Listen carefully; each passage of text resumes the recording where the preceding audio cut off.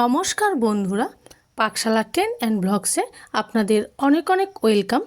আজ আমি খুবই হেলদি আর টেস্টি হিঞ্চে শাকের রেসিপি আপনাদের সাথে শেয়ার করছি।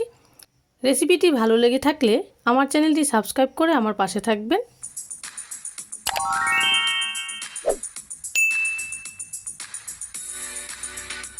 রেসিপিটি তৈরি করবার জন্য হিঞ্চে শাক নিয়ে আসা হয়েছে। হিঞ্চে শাক কীরকম হয় দেখতে আপনারা তো ভালো করেই জানেন। আপনাদের এখানে এটা কী নামে পরিচিত? আমাদের এখানে হিঞ্চে বলে, কেউ কেউ আবার হেলেঞ্চা শাকও বলে। শাকগুলো ভালো করে বেছে কেটে ধুয়ে নেওয়া হয়েছে আর তার সাথে আলুও কুচি করে কেটে নেওয়া হয়েছে।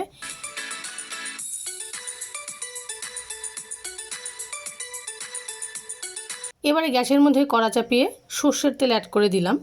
তেলটা গরম হয়ে এলে ফোড়ন দিয়ে দেব।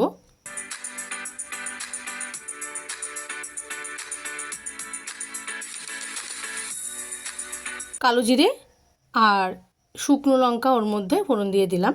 কালো জিরে আর শুকনো লঙ্কাটা ডিপ ফ্রাই করে নিলাম।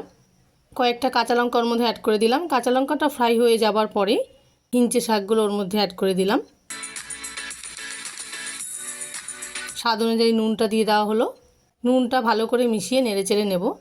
খুব বেশি সময় লাগেনি এই রেসিপিটি তৈরি হতে। নুন দেওয়ার জন্য কিছুটা জলও বেরিয়ে এসছে শাক থেকে। শাক থেকে যে এক্সট্রা জলটা বেরিয়েছিল সেই এক্সট্রা জলটা শুকনো পর্যন্ত কিছুক্ষণ রান্না করে নেব।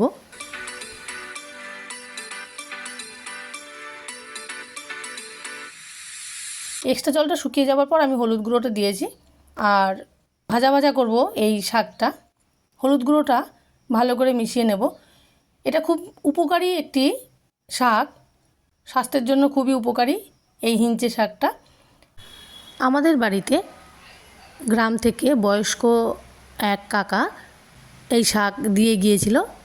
যে কোনো শাক দিয়ে যায়, বিশেষ করে ঢেঁকি শাক আমাদের নর্থ বেঙ্গল স্পেশাল, হিঞ্চে শাক, কচু, এইসব শাক নিয়ে নিয়ে বাড়ি বাড়ি বিক্রি করে ওই কাকা। তো রেগুলার আমাদের বাড়িতেও দেয়। এই হিঞ্চে শাকটাও ওই কাকাই এনে দিয়েছিল। পরিমাণে অনেকটাই কমে এসেছে, আর কিছুটা সময় লাগবে তৈরি হতে। খানিক বাদে বাদে নেড়েচেড়ে নিচ্ছি।